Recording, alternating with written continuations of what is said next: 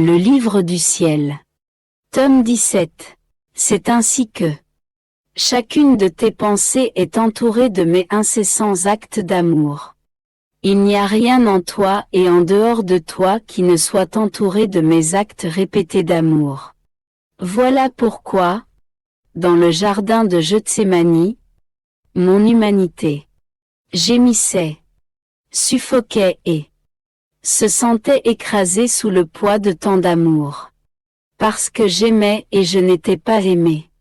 Ces peines d'amour sont les plus amères, les plus cruelles.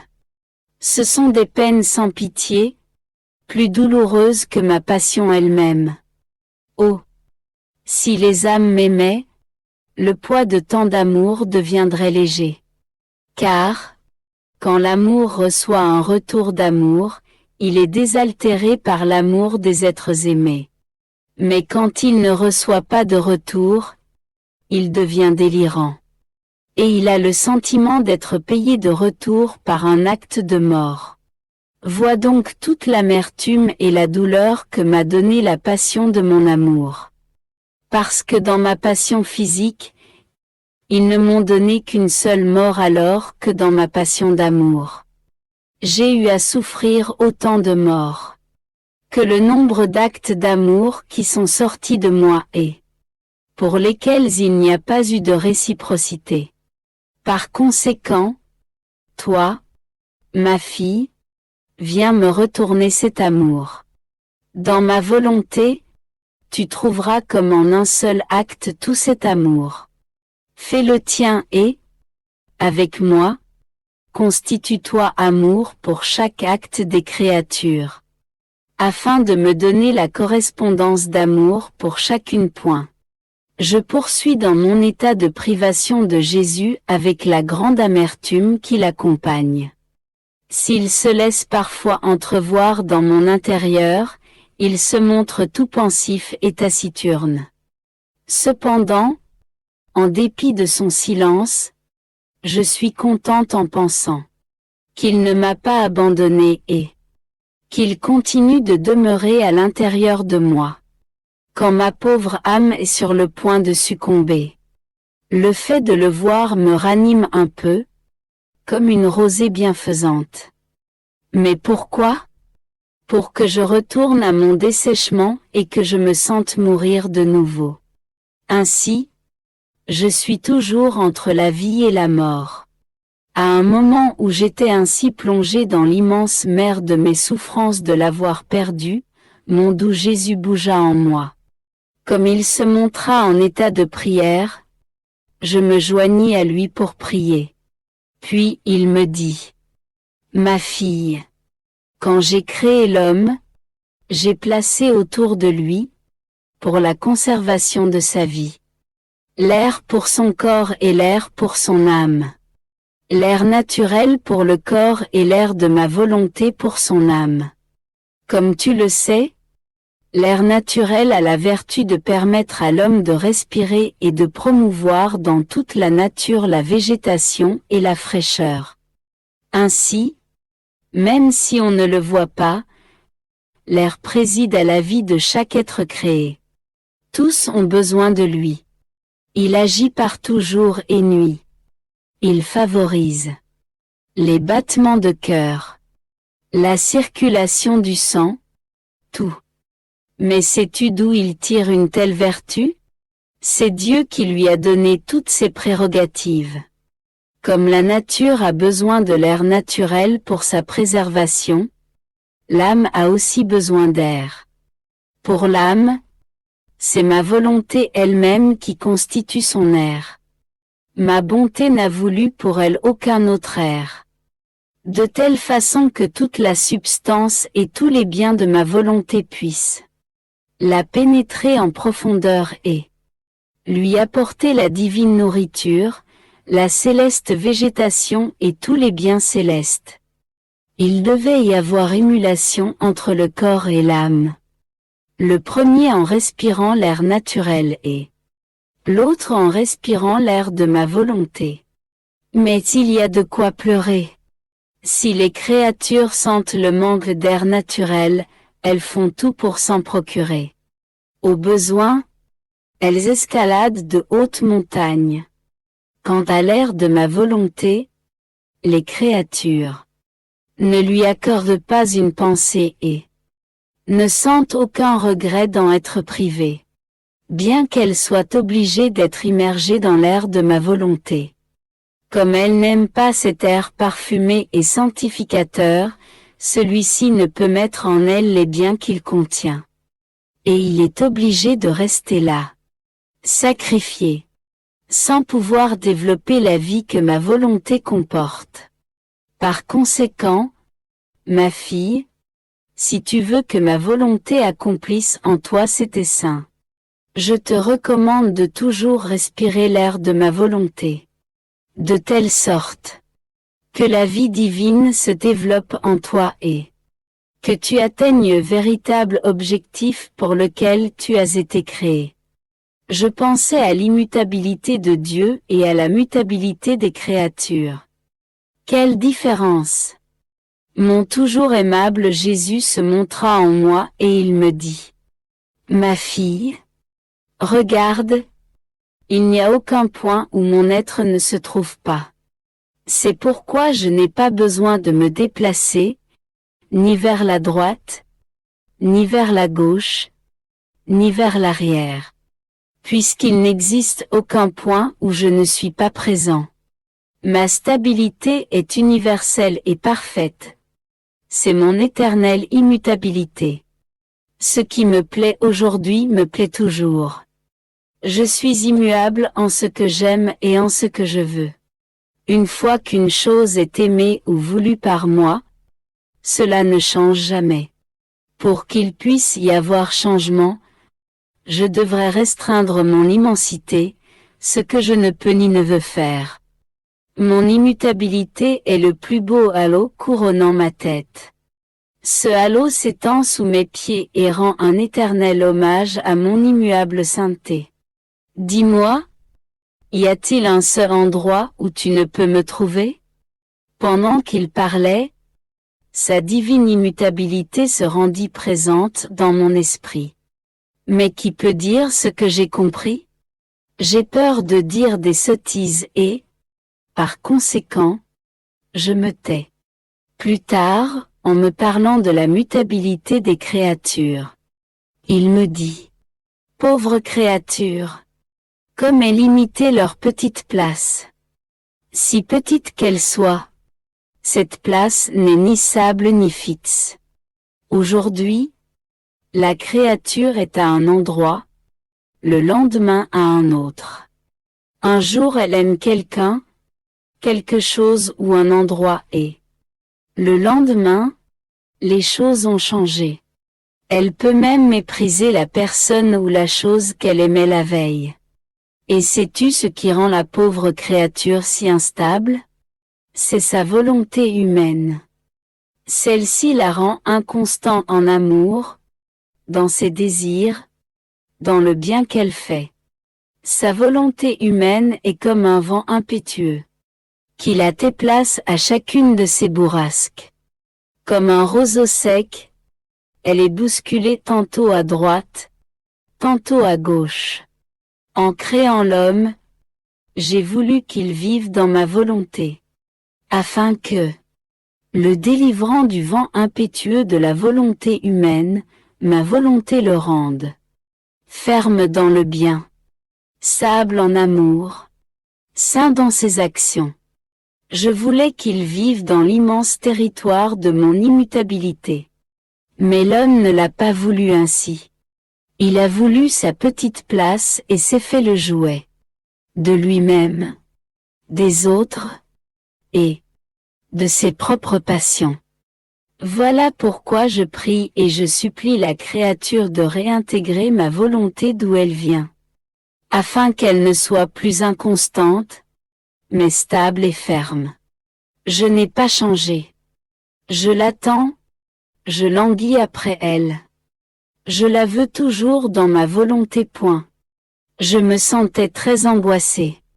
Tout en priant, je pleurais sur ma triste condition d'être privée de celui qui est toute ma vie.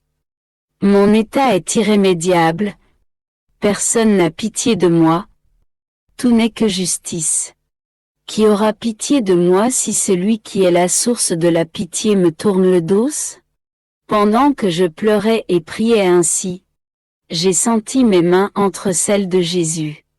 M'élevant très haut, il me dit: Venez tous voir un grand spectacle jamais vu auparavant sur la terre et au ciel. Une âme mourant continuellement d'amour pour moi. À ces paroles de Jésus, les cieux s'ouvrirent, et toute la hiérarchie céleste me regarda. Je me suis aussi regardé moi-même et j'ai vu ma pauvre âme flétrie et mourante comme une fleur sur le point de se dégager de sa tige. Pendant que je mourais, une force secrète me redonna vie. Oh! C'est peut-être la justice de Dieu qui me punit avec raison. Mon Dieu, mon Jésus, aie pitié de moi. Aie pitié d'une pauvre créature qui se meurt. Mon lot est le plus dur que puisse subir une créature mortelle. Mourir sans mourir. Par après, mon doux Jésus me prit dans ses bras presque toute la nuit pour me donner de la force et m'assister dans mon agonie. Je croyais qu'il aurait finalement pitié de moi et m'amènerait avec lui. Mais en vain. Après m'avoir ainsi un peu revigorée, il me laissa en me disant: Ma fille, ma volonté reçoit des morts continuelles de la part des créatures. Elle est vie et, en tant que vie, elle veut donner vie et lumière. Mais les créatures rejettent cette lumière. Et, parce qu'elles ne la reçoivent pas, cette lumière meurt pour les créatures. Et ma volonté ressent cette mort. Ma volonté veut faire connaître les qualités et les vertus qu'elle contient. Mais les créatures rejettent cette connaissance. Ainsi, ma volonté ressent la mort que les créatures donnent aux vertus et aux qualités de ma volonté.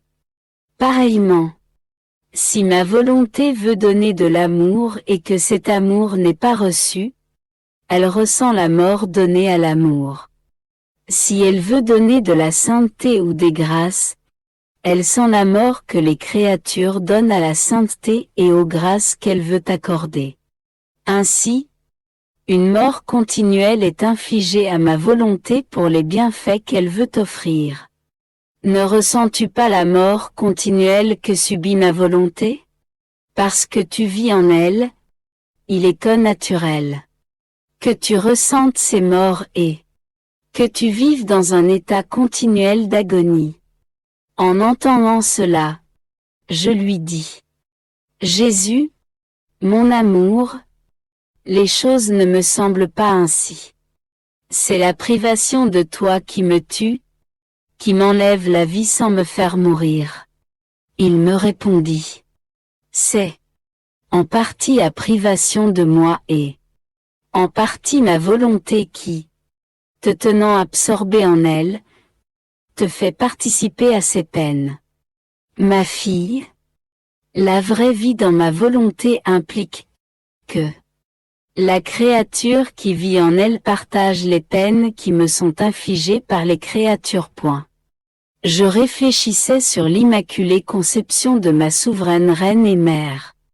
Mon esprit était ébloui par les mérites, les beautés et les prodiges dont est comblée l'Immaculée Conception.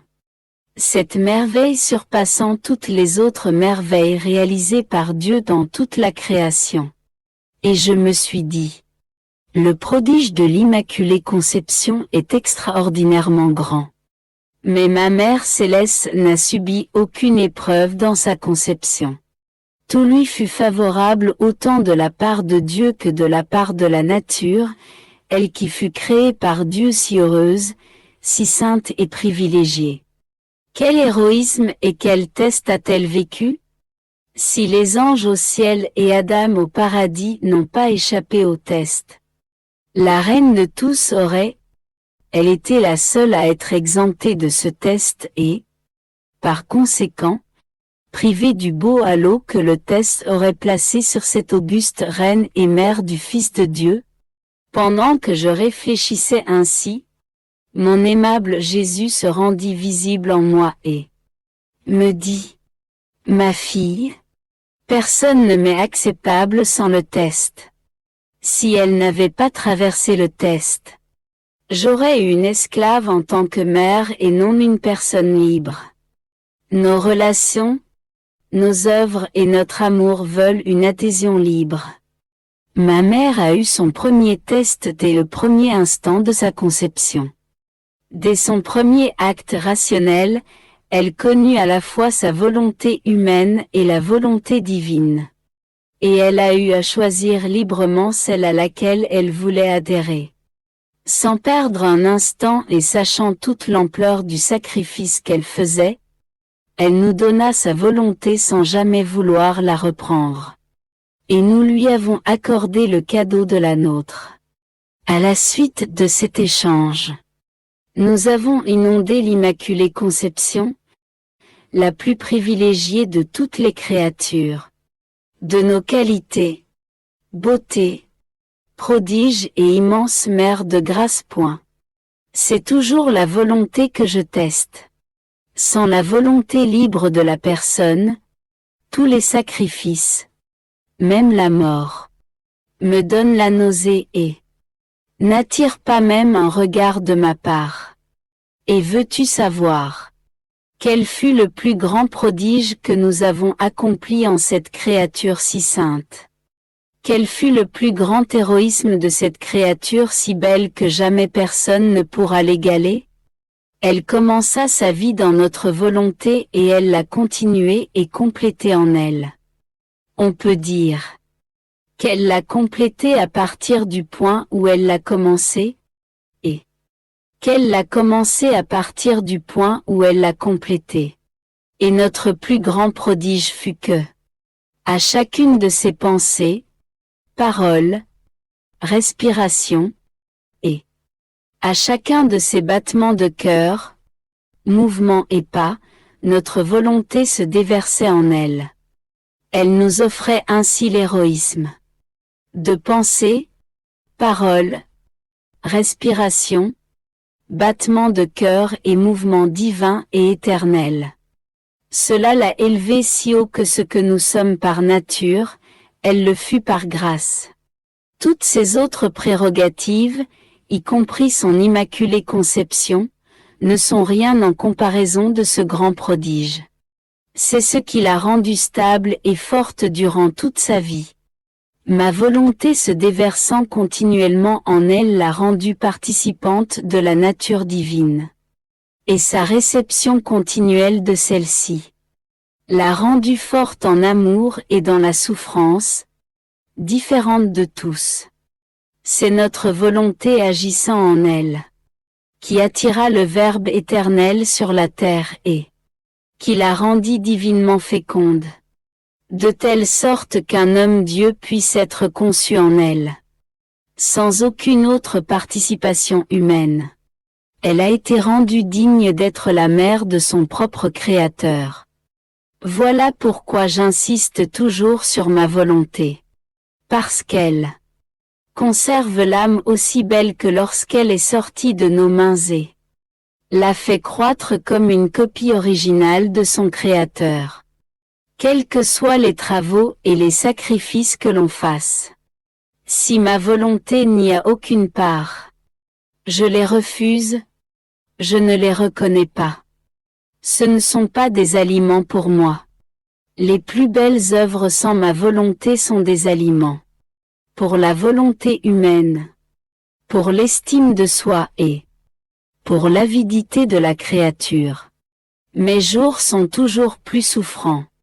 Je suis dans l'âpre état de la privation de mon doux Jésus.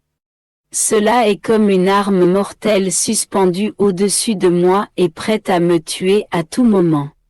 Lorsqu'elle est sur le point de me donner le coup de grâce, ce qui me serait un soulagement et me permettrait d'aller vers mon Jésus. Elle reste suspendue au-dessus de ma tête. Et c'est en vain que j'attends le coup final. Je sens ma pauvre âme et ma pauvre nature se désintégrer. Ah! Mes gros péchés m'empêchent de mériter la mort. Quelle souffrance! Quelle longue agonie! Ah! Mon Jésus, aie pitié de moi. Toi qui es le seul à connaître mon douloureux état. Ne m'abandonne pas, ne me laisse pas toute seule. Pendant que j'éprouvais ces sentiments, je me suis retrouvée hors de mon corps et dans une très pure lumière, où j'ai pu voir la maman reine avec le petit bébé Jésus dans son sein virginal. Ô mon Dieu! Dans quel triste état se trouvait mon aimable petit bébé Jésus! Sa petite humanité était immobilisée. Ses petites mains et ses petits pieds immobiles, sans aucune possibilité de bouger. Il n'avait aucun espace pour ouvrir les yeux ou respirer à l'aise. Son immobilité était telle que, bien que vivant, il semblait mort. Je me suis dit, comme mon Jésus doit souffrir dans cet état, et tout autant sa maman en voyant bébé Jésus si coincé dans son sein. Pendant que j'entretenais ces pensées, l'enfant Jésus me dit en sanglotant, « Ma fille, les douleurs que j'ai souffertes dans le sein virginal de ma mère sont incommensurables pour l'esprit humain. Sais-tu quelle fut la première souffrance que j'ai éprouvée dès le premier instant de ma conception et que j'ai ensuite endurée toute ma vie? La souffrance de la mort. Ma divinité était descendue du ciel parfaitement heureuse, sans qu'aucune souffrance ou mort ne puisse l'atteindre.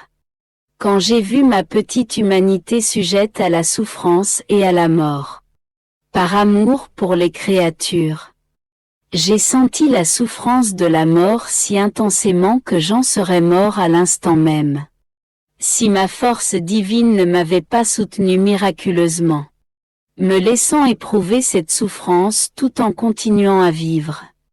Ainsi, c'était toujours la mort pour moi je sentais. La mort provenant du péché, la mort du bien chez les créatures, et même leur mort naturelle. Quel cruel tourment j'ai ainsi vécu durant toute ma vie.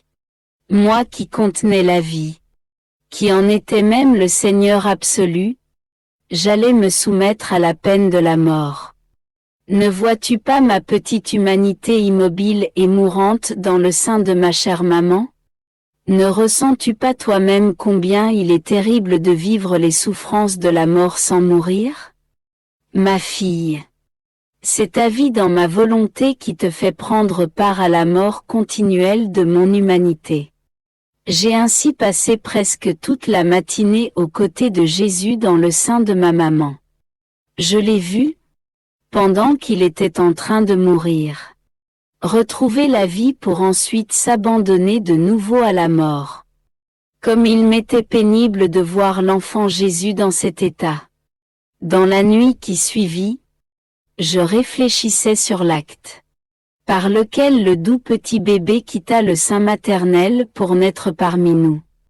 Et mon pauvre esprit se perdait dans ce mystère si profond et si rempli d'amour quand, bougeant en moi, mon doux Jésus tendit ses petites mains pour m'embrasser. Il me dit, « Ma fille, l'acte de ma naissance fut le plus solennel de toute la création. Le ciel et la terre se prosternèrent en une profonde adoration. À la vue de ma petite humanité dans laquelle ma divinité se trouvait comme emmurée. Il y eut un acte de silence, de profonde adoration et de prière. Tout extasiée, ma maman priait devant ce si grand prodige qui sortait d'elle. Saint Joseph et les anges priaient aussi. Toute la création ressentait la grandeur de mon pouvoir créateur, amoureusement renouvelé devant elle. Elle se sentait très honorée, parce que celui qui l'avait créée avait besoin d'elle pour l'entretien de son humanité. Le soleil se sentait honoré d'avoir à donner sa lumière et sa chaleur à son Créateur, son véritable Seigneur. Il fit la fête en mon honneur. La terre se sentait honorée de me voir couché dans une mangeoire. Tout attendrie devant mes frêles membres, elle manifestait sa joie par des signes étonnants. Toute la création se sentait honorée de voir son vrai roi et Seigneur descendre en son sein. Chaque chose créée apportait sa contribution. L'eau voulait étancher ma soif. Les oiseaux m'égayaient de leur gazouillis. Le vent me caressait. L'air me cajolait. Toutes les choses créées m'offraient leur innocent tribut. Seul l'homme ingrat se montra réticent. Bien qu'il ressentait quelque chose d'inhabituel, une joie, une force puissante. Même si je l'appelais de mes larmes et de mes gémissements. Il ne bougea pas, sauf quelques bergers. Pourtant, c'était pour lui que je venais sur la terre. Me donner pour le sauver et le ramener à sa céleste patrie. J'étais aux aguets pour voir s'il allait venir recevoir le grand dos de ma vie divine et humaine. Mon incarnation n'était rien d'autre que de me mettre à la merci des créatures. Je me suis mis à la merci de ma chère mère et de Saint Joseph à qui je fis don de ma vie. Et comme mes œuvres sont éternelles, la divinité, le Verbe descendu du ciel, n'a jamais quitté la terre, afin de pouvoir se donner sans cesse à toutes les créatures.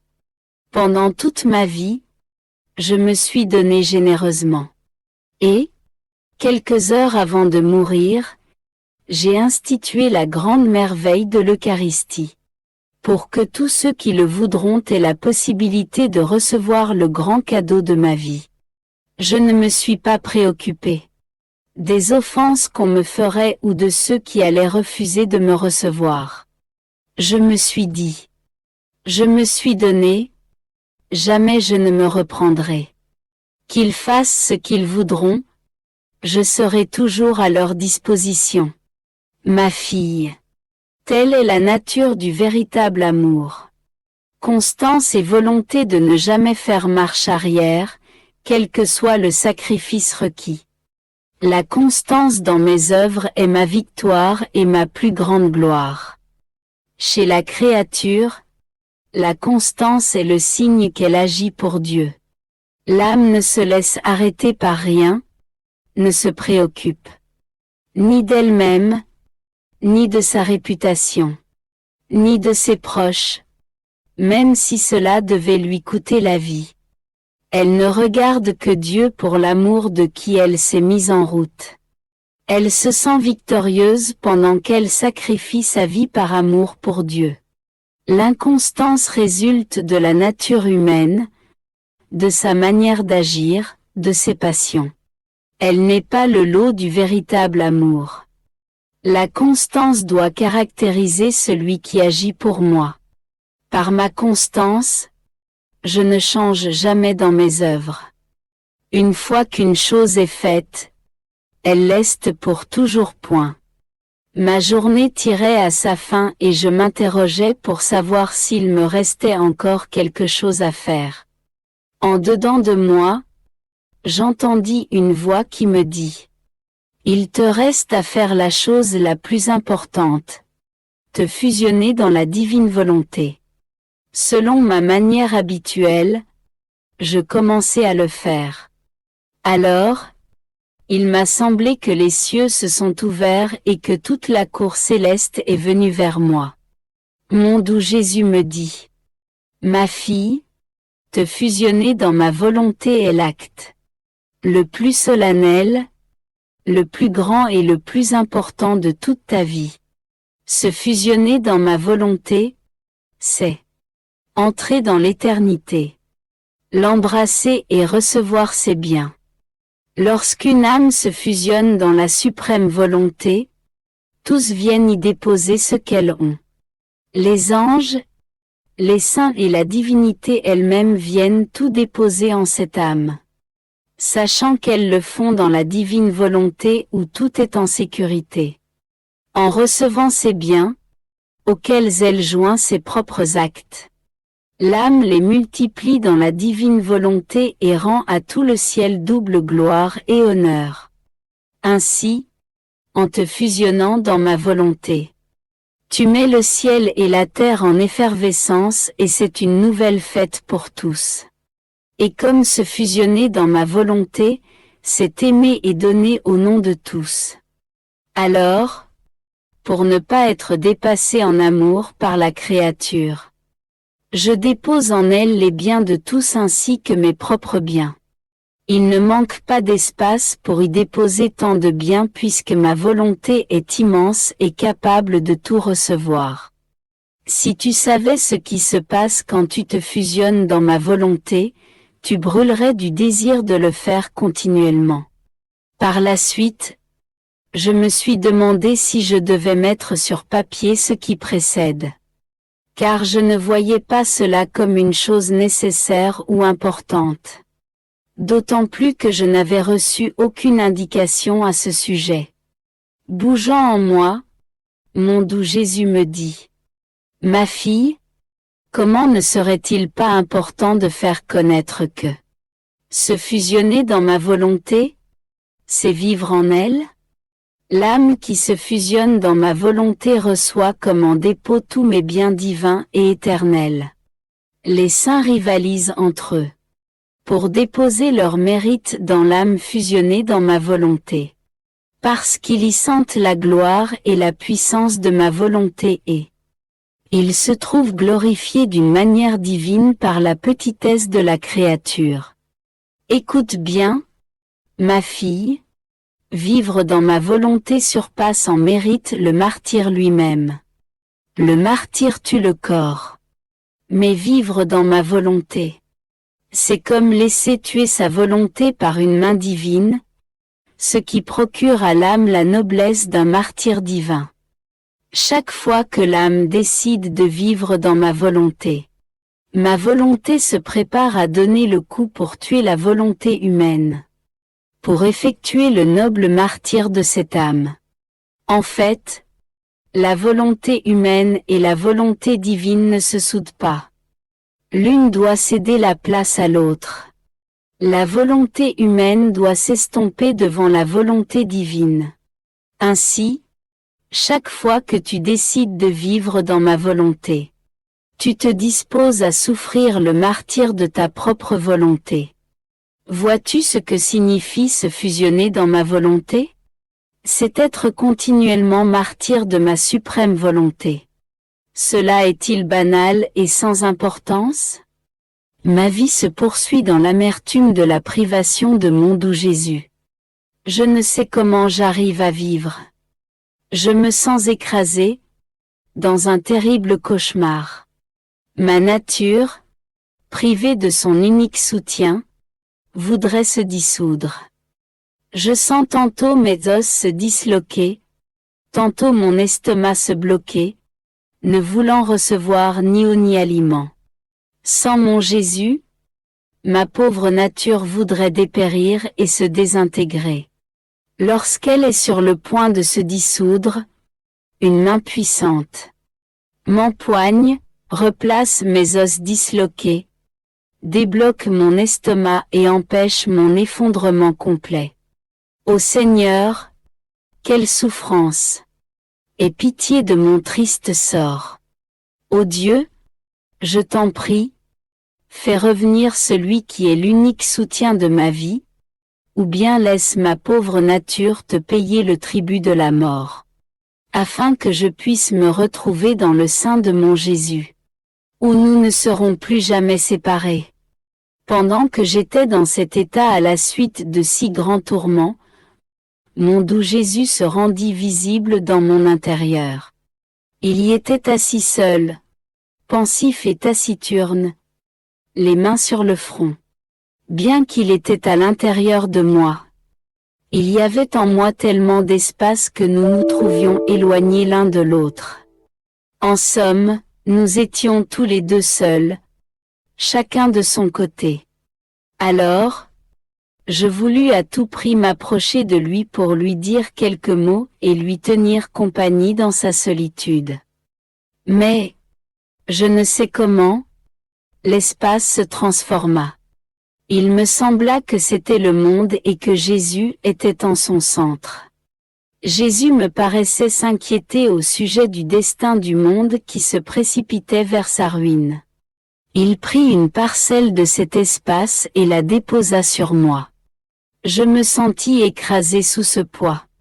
Mais j'étais contente que mon Jésus, ma vie, soit près de moi. En le voyant près de moi, j'aurais voulu pleurer pour l'attendrir sur mon terrible tourment et lui parler longuement. Mais je n'ai pu que lui dire, « Jésus, ne me laisse plus jamais. Ne vois-tu pas que, sans toi, je ne peux plus supporter cet exil? Toute bonté, il me dit, je ne te laisse pas. Non, non. C'est une fausse accusation que tu portes contre ton Jésus. Je ne laisse jamais personne. Les créatures s'éloignent de moi, non pas moi d'elles. Plutôt, je cours sans cesse après elles. Ne me fais donc plus jamais l'affront de me dire que je pourrais te laisser. D'ailleurs, tu l'as bien vu, j'étais en dedans de toi, pas en dehors. Et non seulement moi, mais le monde entier. Après, regardant Jésus, j'ai pu voir son intelligence plus intense que le soleil et toutes ses pensées comme autant de rayons émanant de ce soleil. Ces rayons s'amplifiaient et couvraient les pensées de toutes les créatures passées, présentes et futures, en essayant de s'emparer de toutes les intelligences créées. Pour, en leur nom, rendre au Père gloire et complète réparation pour tout. Et aussi pour obtenir tous les biens pour les intelligences créées. Ensuite, me tirant vers lui, il me dit, « Ma fille, le soleil que tu vois dans l'intelligence de mon humanité a été formé par ma divinité qui a doté mon humanité d'un pouvoir créateur et de la connaissance de toutes choses, si bien que j'ai pu être le nouveau soleil des âmes. Le soleil que j'ai créé pour le bien de la nature envahit toute la terre de sa lumière, sans priver personne de ses bienfaits. Il fait cela sans quitter le ciel. Ma divinité dans mon humanité s'est comportée de la même manière. Sans me quitter, elle forma de sa lumière inaccessible des rayons couvrant tout et tout. À chaque instant, je couvrais chaque pensée, chaque parole et chaque acte. De toutes les créatures, de toutes les générations humaines, au nom desquelles je rendais gloire continuelle à mon Père. Tout en s'élevant vers le Père, ma lumière descendait pour prendre en son pouvoir tous les actes humains afin de les illuminer, les réchauffer et les réparer. Ainsi, tous les actes humains sont continuellement couverts de lumière pour leur bien. Pour moi, faire cela était comme naturel.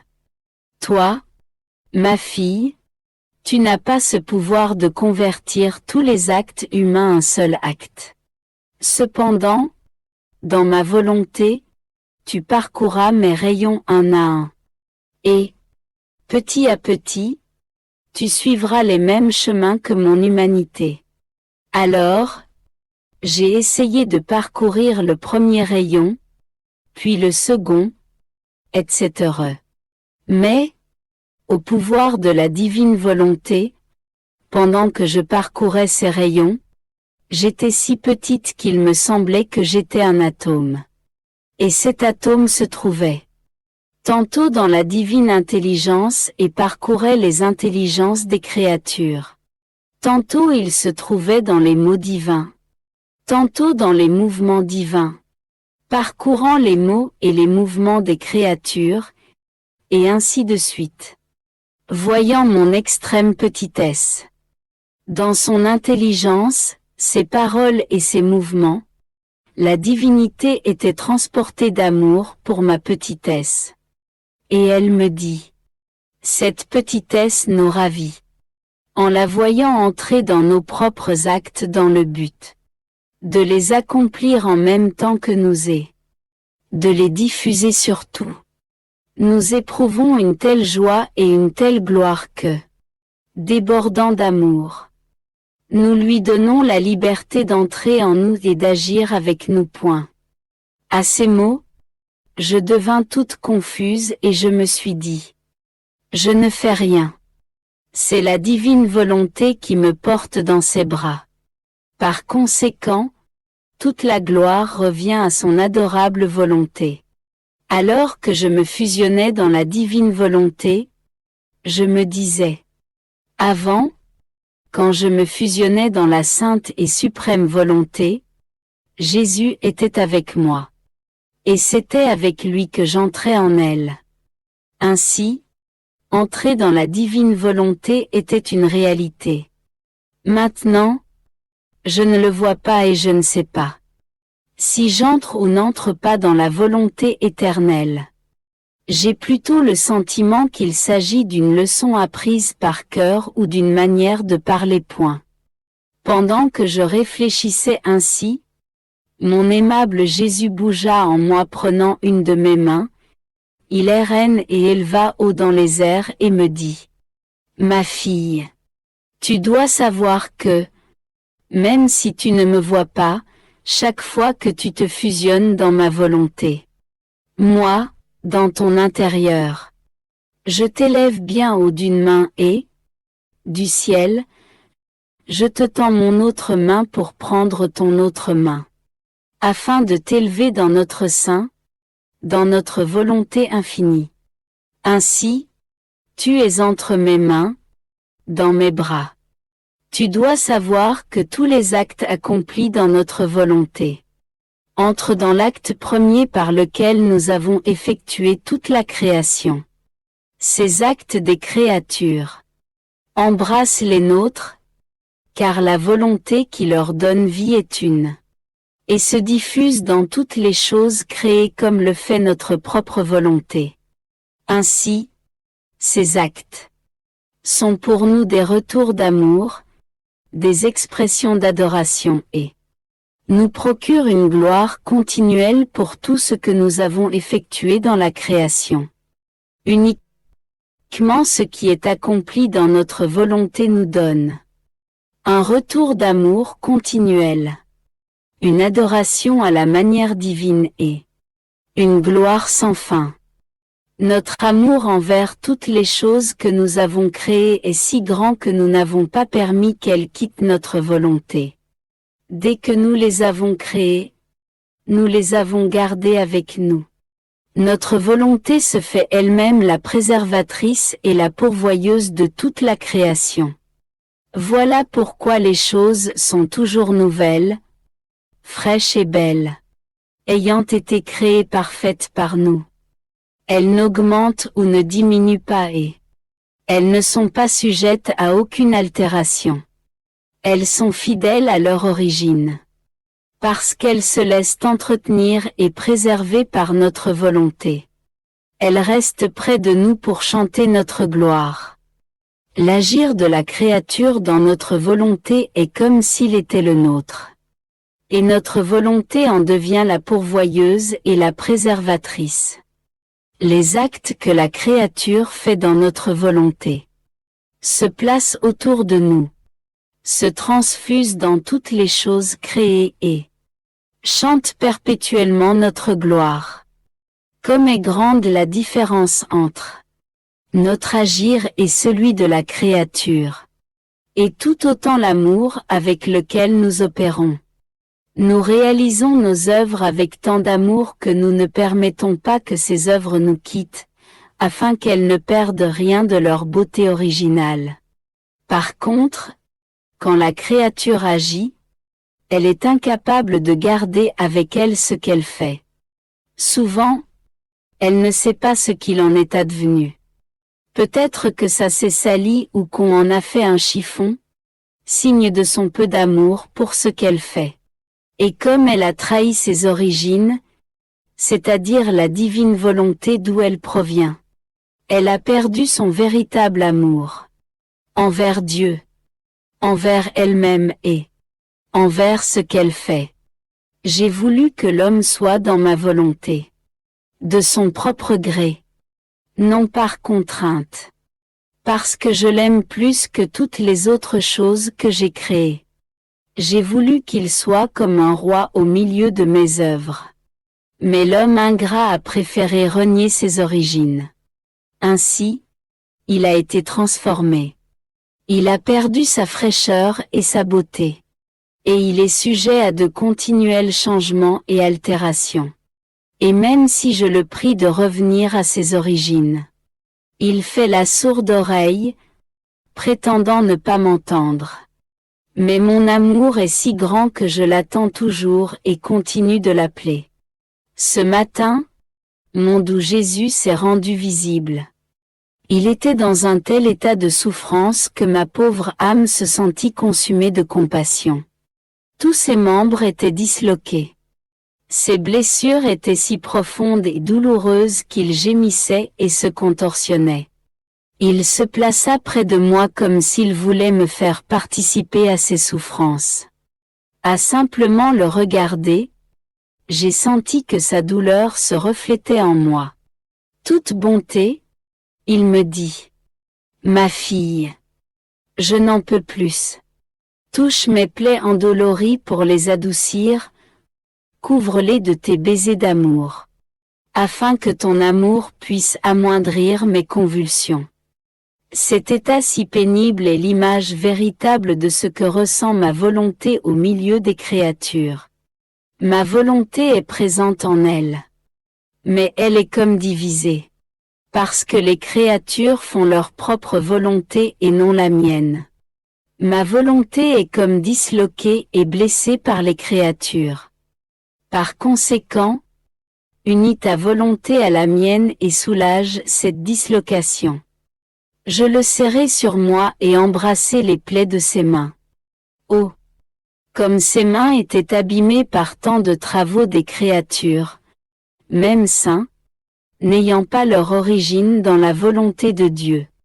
Pour amoindrir ses souffrances, je serrai ses mains dans les miennes. Jésus me laissa faire ce que je voulais. Il voulait vraiment que je fasse cela. Ainsi, j'ai continué avec ses autres blessures, à tel point qu'il resta avec moi presque toute la matinée. Avant de me laisser, il me dit « Ma fille, tu m'as soulagée. Je sens mes os replacés. Mais sais-tu qui peut me soulager et replacer mes os disloqués? Celui qui laisse ma volonté régner en lui. Quand l'âme met de côté sa volonté, ne lui permettant aucun acte de vie.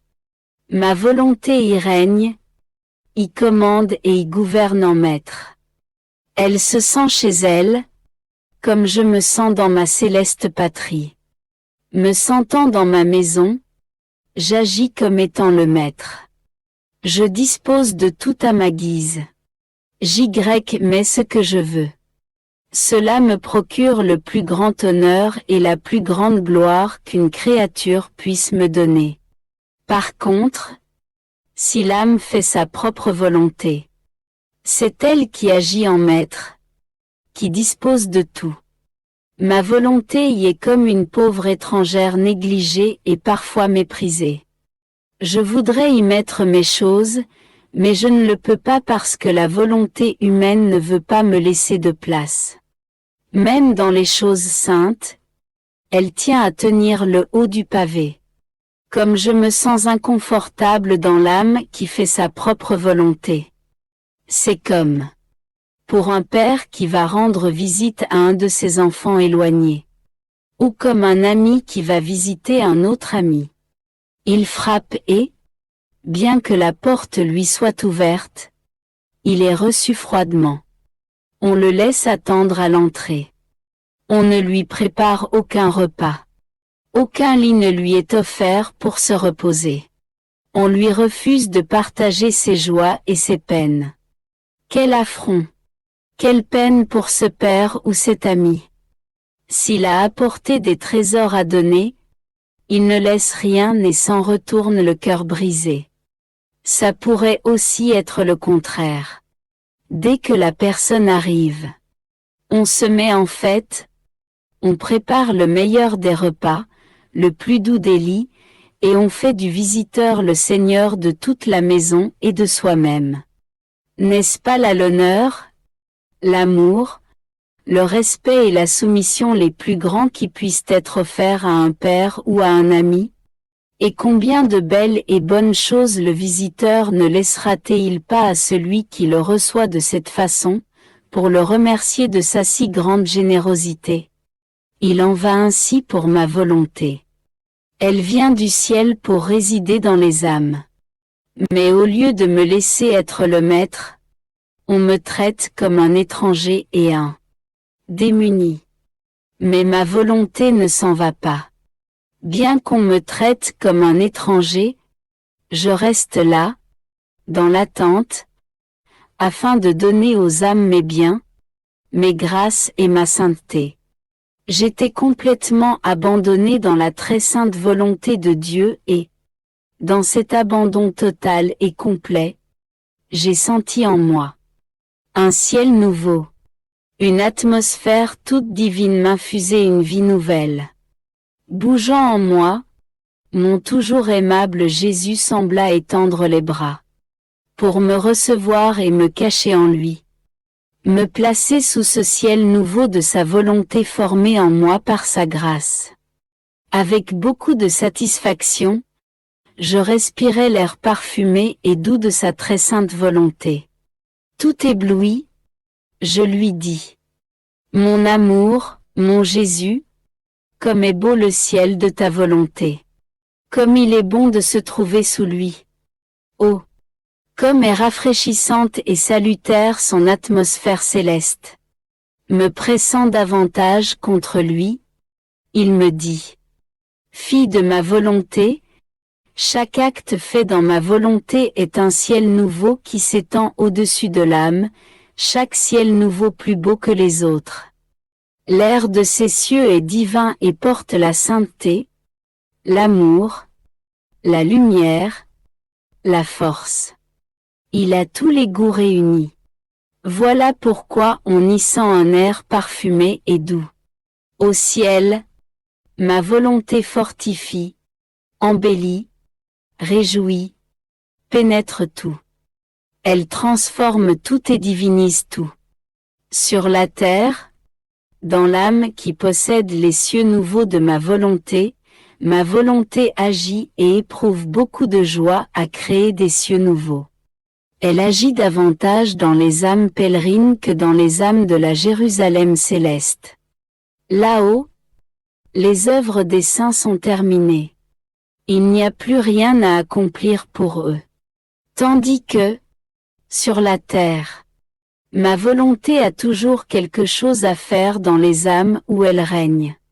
Elle tient beaucoup à tout accomplir en ces âmes et à ce qu'aucun acte n'y soit accompli par la volonté humaine.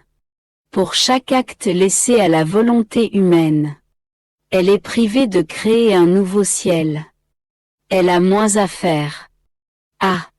Si tu savais ce qui arrive à l'âme qui agit dans ma volonté et qui laisse pleine liberté à ma volonté du verrer en elle. Imagine la mer lorsque ses vagues s'élèvent si haut et avec tant de puissance qu'elle projette dans les airs.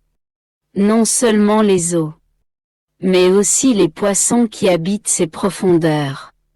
Les vagues s'emparent de ces poissons qui ne peuvent résister à cette puissance. Sans ces vagues, ils sont incapables de quitter leur refuge. Oh! Si la mer avait une force illimitée, elle amènerait toutes ces eaux à sortir de leur lit et, dans des vagues gigantesques, elle porterait tous les poissons. Cependant, ce que la mer ne peut accomplir parce que sa force est limitée, ma volonté peut le faire.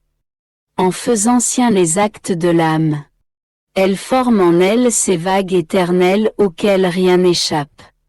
Ces vagues contiennent les actes de mon humanité, ceux de ma céleste maman, ceux des saints, et tout ce que fit la divinité elle-même. Tout s'y trouve en action. Ma volonté est plus que la mer. Mes œuvres et celles des saints peuvent être comparées aux poissons qui vivent dans la mer. Quand ma volonté agit dans l'âme et en dehors d'elle, tout ce qui se trouve dans ma volonté bouge et s'élève. Toutes les œuvres de l'âme se mettent en ordre et chantent pour nous gloire, amour et adoration.